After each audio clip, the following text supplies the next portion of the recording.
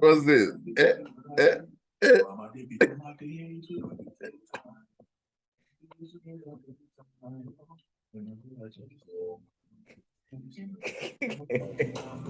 There we go. We can't hear this shit. Underdog 37 in the building. Welcome. How y'all doing, fellas? Yeah, the Heat just beat the Pelicans, so I'm kind of torn over here, but it's all good in the hood. Did they show your favorite picture? Bruh. Bro, do you understand? I was trying to look up highlights for the game. That's the picture they put on the thumbnail. I'm like, bro, y'all will not let this shit go. Every day, bro. Oh, man. That's going to follow him the rest of his life, man. He going to be 60-something. Be like, this is your grandpa's when he played back in the day. Be like, you remember them extensions? Oh. Let's talk about it. On a serious note, the first topic we're going to talk about is the capital murder from the Alabama basketball player. I just think it's senseless. From what I read on it, it seems like he was trying to talk to the girl. She turned him down, and the next thing he did was shoot and kill her. So, I mean, it's sad. I don't want to take that lightly at all. Prayers go out to the family, but we have to come to grips with, as a society, I think the trend to be able to pick up a gun and shoot anybody is just crazy to me. I think I heard Charlamagne talking about when back in the day when a girl would diss you, you would take it as a challenge to up your game so that no other girl could ever diss you. Like, the last thing you would be thinking is, let me go pick up a gun and shoot her because she said no. And that's my 2 cents on it, man. I just want to get clarification because I read that the basketball, like, now he gave the gun to someone else who then shot the girl, and that player is not a basketball player. I got the story here we can read together. That way there's no. Alabama basketball player Darius Miles and another man have been charged with capital murder after a fatal shooting near campus. Tuscaloosa police captain said that the shooting occurred early Sunday morning in the strip off University Boulevard near campus. He said Jamia Harris, 23, of the Birmingham area, was shot and killed. Miles, 21, a junior reserve forward, and Michael Lynn Davis, 20, of Charles County, Maryland, were both charged with capital murder. The capital murder charge arose because the death involved shots fired into a vehicle. At this time, it appears that the only motive was a minor altercation that these individuals had with the victim as they were out on the strip. He said that the driver of another vehicle in which Harris was a passenger approached campus police at about 1:45 a.m. saying that someone had shot into the vehicle and he fired back. One of the suspects was treated for 9 life-threatening injuries at a local hospital, and Kennedy declined to disclose who fired a gun or who was hurt. An emotional Miles spoke to someone as he was being ushered into a law enforcement vehicle. I swear I love you more than you can imagine. Oh, Miles was a reserve on the 4th-ranked Crimson Tide team. Alabama has announced before Saturday's game against LSU that he was out for the season with an ankle injury. They don't really talk about who shot who in this story. But either way, even if he partook, if the reason is because she turned him down, that's just stupidity, man. I like rejection. They save me time. You know what I'm saying? So like rejection is a part of life, bro. Like, you can't, especially with the women, you know what I mean? Like, that's not, violence is never an answer for that, bro. That's some, you know what I mean? Sad story. Very.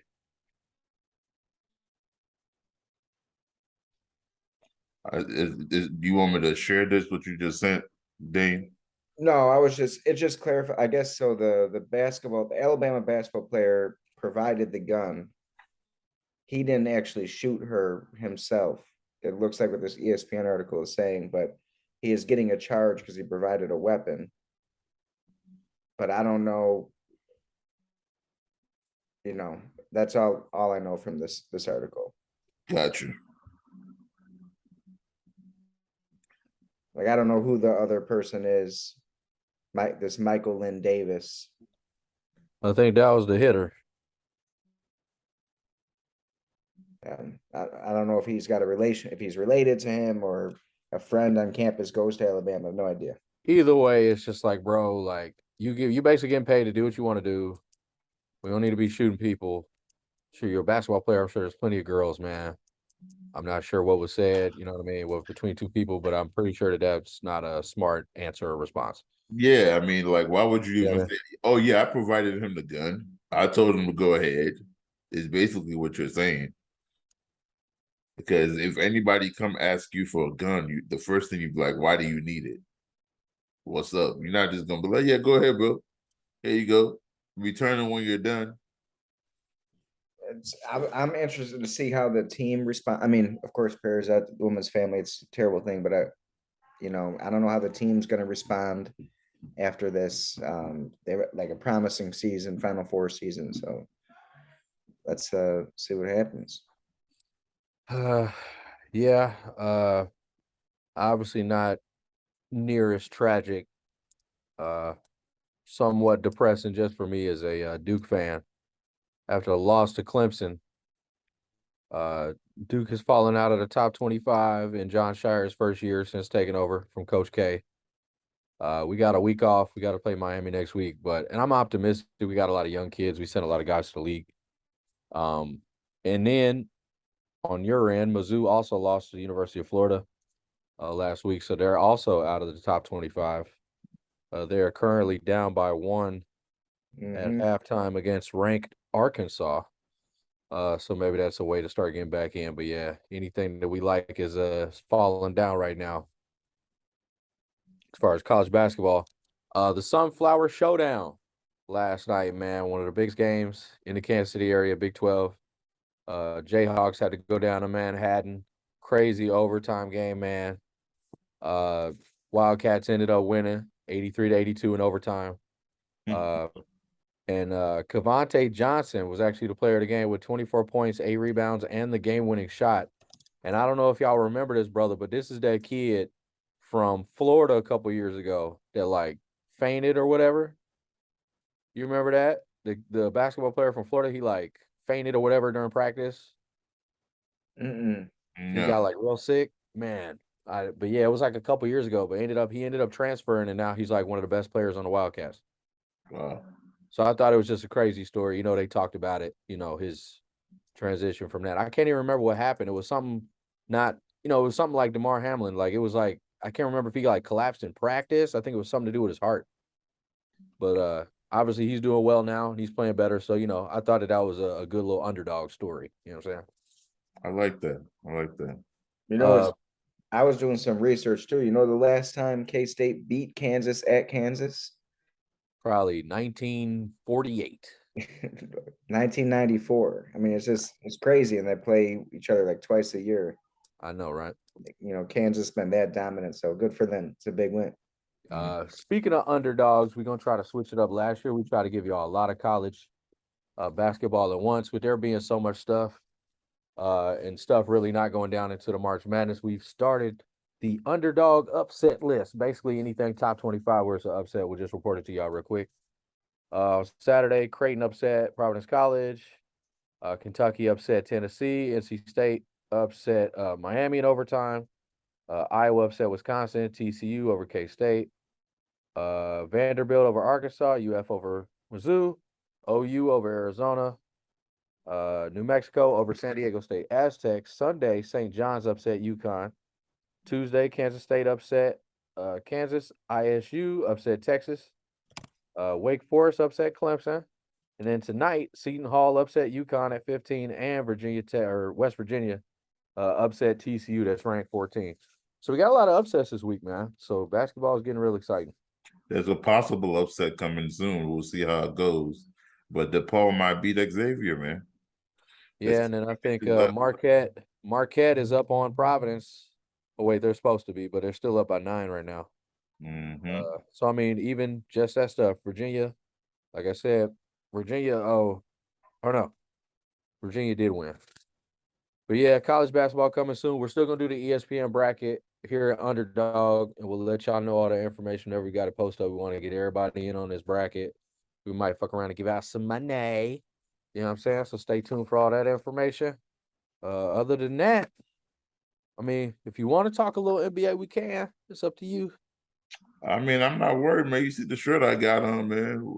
We gonna cruise this stuff on out. I ain't too worried. Well, I did see a game yesterday that I was like, man, this dude does not get his flowers enough.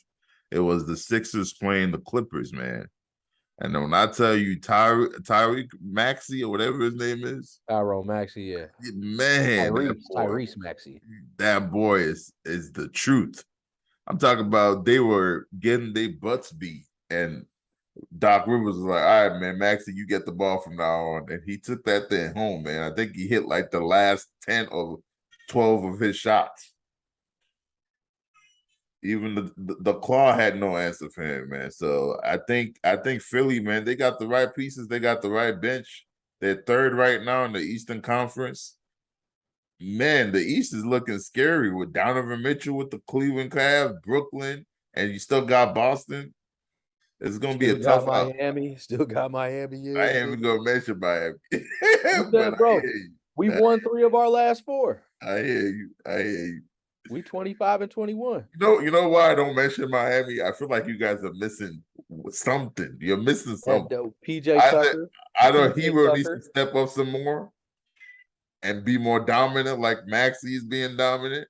You know what I'm saying? I haven't really seen that dog in him, that underdog, come out like he did his first 2 seasons. You know what I'm saying? Morris. We got no Morris. We got no PJ Tucker. We got no Jay Crowder. We need a straight up dog. We ain't got no dog. That's what I'm saying. So y'all are missing something. We are, but we ain't gonna miss these playoffs because we are what I like to call the gold standard. Okay, I like what you did there. I like smooth operator. I see you. Hey, you already know. And for more gold standard, Farms LLC is a boutique hemp farm specializing in organic hemp cultivation, seed genetics, R&D, and eco-friendly hemp-based material. They were founded in Martin, Tennessee in 1941. And for more information and for some perp like this, you can email Carson, Karson, at goldstandardfarms.com. But yeah, the schedule program. The just a quick update on my squad. You already know the Heat just beat the Pelicans tonight. Pelicans kind of on a downtrend. We lost 3 of the last 4, but Zion's out and Brandon Ingram's out. Once they come back, I assume that'll change. And the Sacramento, they don't won their last 3. They up to 24 and 18. We'll see how that goes. And I did see a report today that said that Zach LaVine might be trying to get out of the Bulls and go to the Lakers. Yeah. Why? And I'm not mad at him. You know what I mean? Why? That's why. They are 10th. I feel you. He put in his time, dude. Like, yeah. Oh, yeah. But he might be fighting to lead the Bulls. But I know somebody who, when he fights, it's a bunch of bull. That's Jake motherfucking Paul, man. Hold on. Before you even start talking about it, I got a little video, man. I got a video to show y'all this.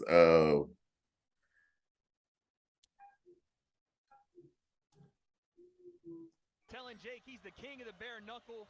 Both John Fury. Buddy took his shirt off and showed his boobies.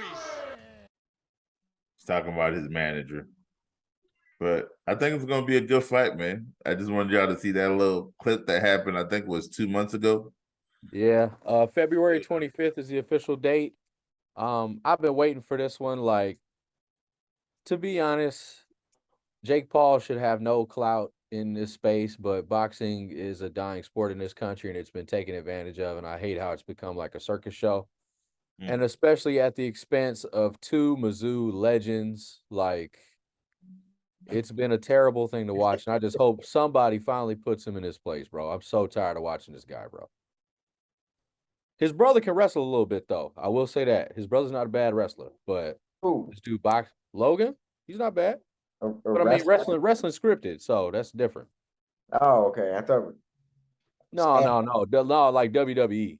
Yeah, I mean, this is he's the a first real he's boxing. a whole character. He's a whole heel character right now. He's running around with the Miz, going up against Roman Reigns. A whole bunch of BS. But Jake Paul, I think he might finally run into a buzzsaw with this one. So we'll see. February 25th. I hope he gets knocked Beyond out. that, I'm praying. some people would say the champ is here, but some people would also say that the champ has returned. John Jones gonna be coming back to the UFC, man. Supposedly, he signed an 8-fight contract to come back. Francis Ngannou, they couldn't come to a deal. Francis says that they was paying him peanuts. Picklehead reports that it was actually the largest contract in history and is trying to downplay my man. But we all know how Picklehead likes to play his games. Either way, John Jones will be fighting Cyril Gane for the vacated heavyweight title. And it's going down, man. My thing is this. I don't think there's 8 people for him to fight. You know what I mean? I don't think there's 8 heavyweights for him to fight. And then he might do some light heavyweight stuff. But beyond that, man, until that cage door locks and I hear Bruce Buffer doing the intros, John Jones got to prove it to me. You know what I mean? He's going to let me down so many times and all the drama, all the BS. So until he's in that ring, I refuse to believe it. He's getting old. Yeah, too. Can't do it forever.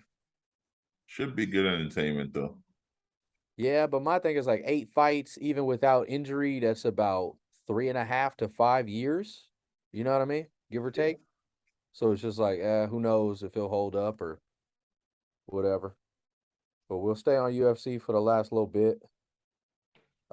We got 283 this weekend. Mm-hmm. It should be, bro, super dope, man. This fight is gonna be crazy. Which one are Glover you looking Teixeira. forward to? You said what?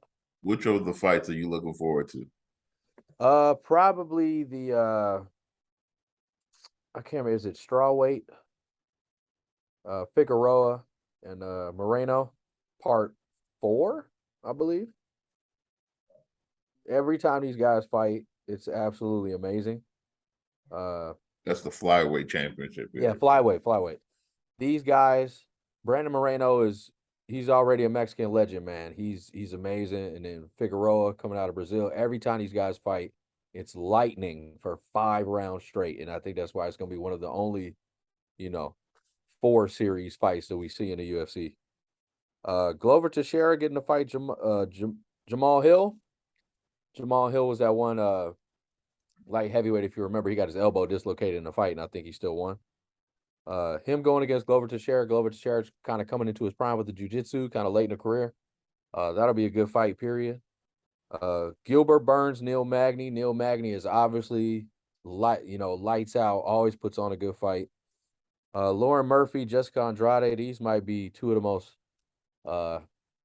firm-faced women in the UFC. I think Andrade should get it, but you can't really count out Lauren Murphy, her leaving the sport and having to come back. And then Johnny Walker, he's exciting. He's fighting Paul Craig first. To be honest, it's a good card. I forgot it. I can't pronounce his name, the light heavyweight champion. He ended up getting disqualified, getting hurt. So, they fighting for a vacated title, but either way, man, should be a good UFC. I'm looking forward to it. It should be on after football's over for the divisional round. So, should be dope.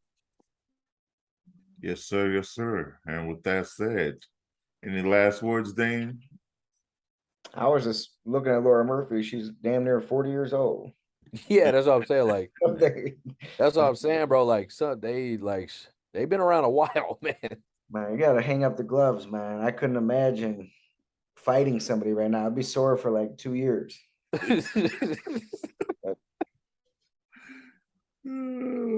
Hey, well, we gonna get a Dr. Lunch Stay Fresh round 2.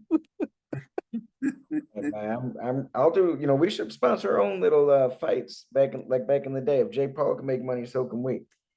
Yeah. On TikTok. Jeremiah versus Lloyd boxing. That's a good match. At least we'll get paid this time instead of just being idiots. Yeah, I guess you're right. With that said, thank y'all again. Subscribe below. Until next time.